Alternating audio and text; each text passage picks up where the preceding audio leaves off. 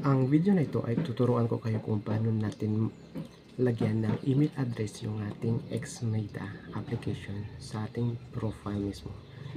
So open lang natin yung Xmeta natin. So ito na yung main profile na Xmeta. So punta tayo sa me or sa profile natin. Click natin yung me na nakalagay na sa gilid.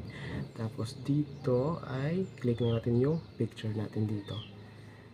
Ngayon ay maglalagay tayo ng email address dito kasi wala pang nakalagay na email address. So lagyan natin ng email, yung active email address natin. Ngayon ay ita-type natin yung email address natin dito.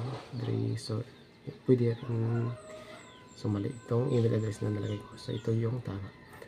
Kapag na-type na natin, click na natin yung save.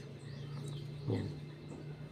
Kapag na-click na yung save, ibig sabihin nun ay nakasave na sa personal information yung ating nilagay na email address dito sa ating Xmeta application. Ayun, so ganun lang kasimple kung paano maglagay ng email address dito sa ating Xmeta